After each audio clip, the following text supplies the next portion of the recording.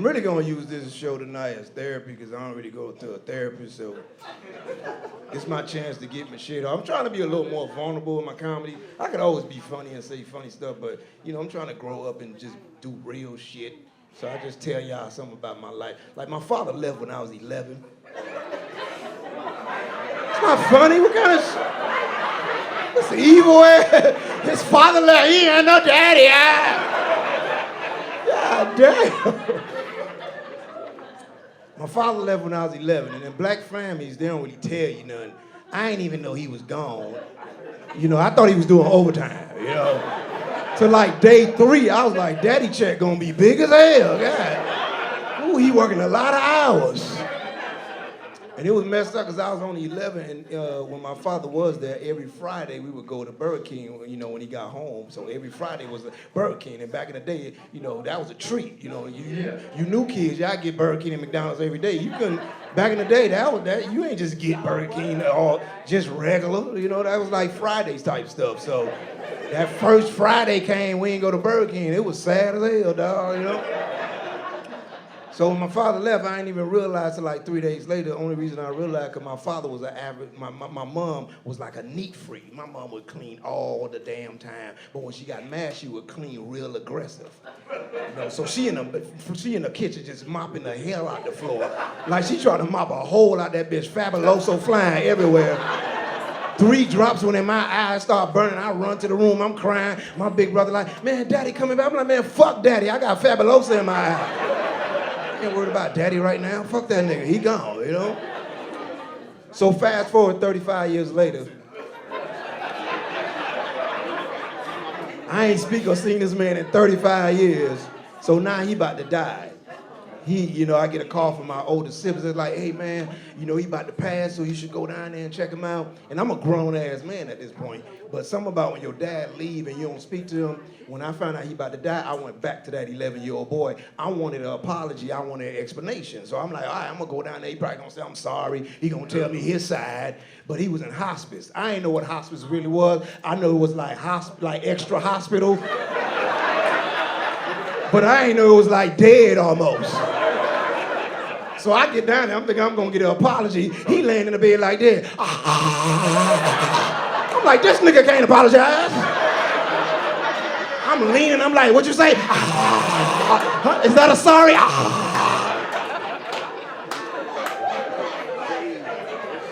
Just breathing in my goddamn ear, like.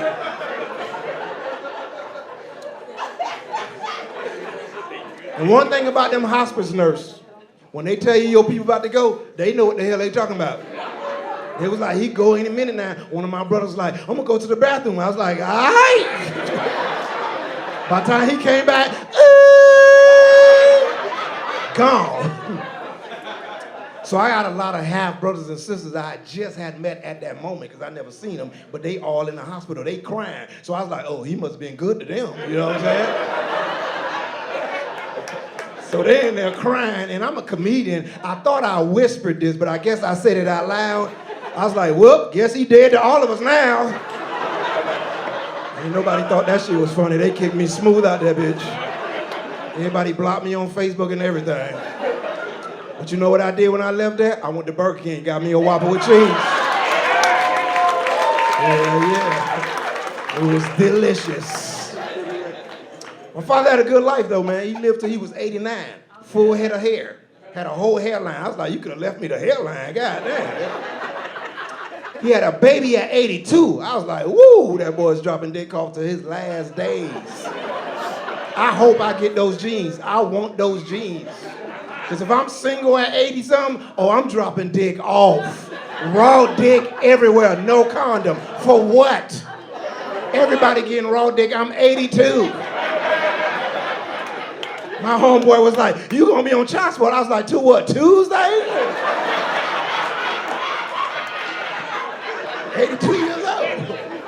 My other homeboy like, you gonna catch all kind of STDs. I was like, so what? I already got high blood pressure, diabetes, cancer. 2 more pills ain't gonna kill me, shit. Matter of fact, the chemo gonna kill the herpes. I ain't even gonna have that no more. Chemo gonna kill all that. I'm gonna be good.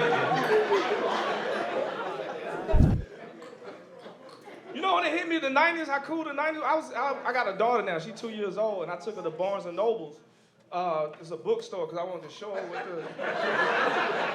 what the internet used to be like before, the shit hit the Wi-Fi and shit.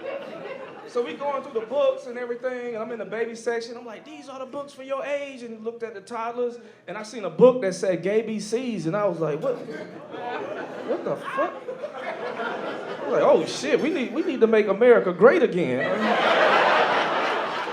This is what they talking about. I thought they were talking about some other shit. This is what they afraid of. I don't know shit about gay BCs. I ain't heard it before. I was good in English, you know what I mean? It never crossed my, and my worst fear is to get pulled over by the police, and he like, say your gay BCs backwards. And I'm like, oh shit, that's the type of pressure, you know what I mean? 90s babies don't want that pressure. Be like, what the fuck?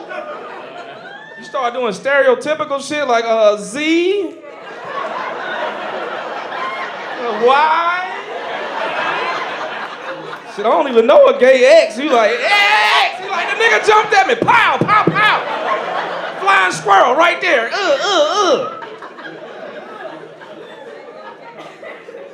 Times change for the police too, Shit, my luck, I get pulled over by like a gay racist cop. And the nigga mad because I did the gay BCs wrong.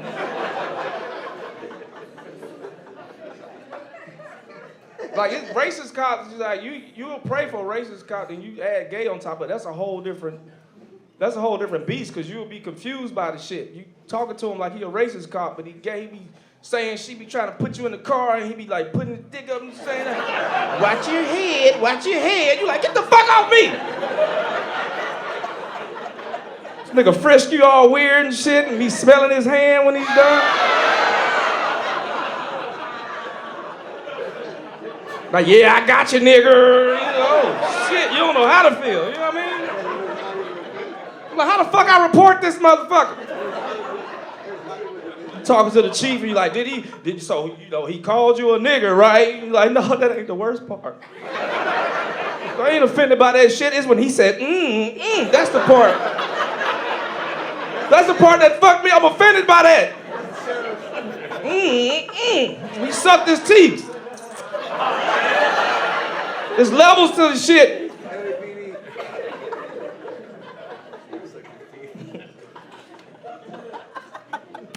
Shout out to the gay racist cops.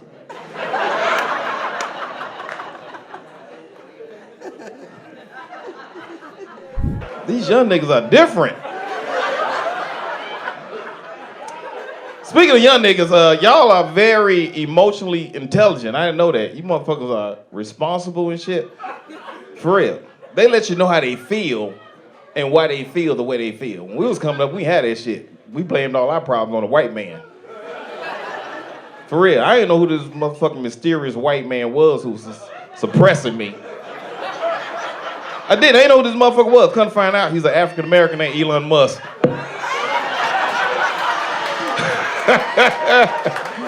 Elon Musk do a lot of nigga shit. This nigga all them baby mamas, he only fuck with one kid from the baby mama. Be letting this nigga cuss motherfuckers out. They be selling niggas cars and stop on them. I don't like doing racist jokes, cause being from Mississippi, niggas are sensitive about that shit. I don't like calling my Latino brothers and sisters Mexican or Hispanic. I don't like saying Hispanic because that shit got ownership in it. His. There are no his Asians or his Australians. Used to be some his blacks, but we got over that shit. So I like seeing these mixed couples. I love that shit. Because down in Mississippi, we don't have beautiful white women. We don't. But no, I mean, we date white women. Them hoes like honey boo boo mama, the motherfucking baby polar bears. Not like this pretty shit I'm seeing right now. You niggas came to fuck up. You motherfuckers. Real, we don't do this shit. No, fam, we don't have that now. Hell no. Trader Park Central, that's the fuck we get. And I'm all for interracial dating, for real. Like, as long as the male is black. I already know what the fuck happened. You probably playing football, blew your knee out. She saw you Panera Bread. Would you like a blueberry muffin? And you fell in love. What the fuck would happen right there? That shit. That's the norm. But if I see a sister with a white dude like you, sell out, bitch, if you don't get your ass back over here and love a nigga.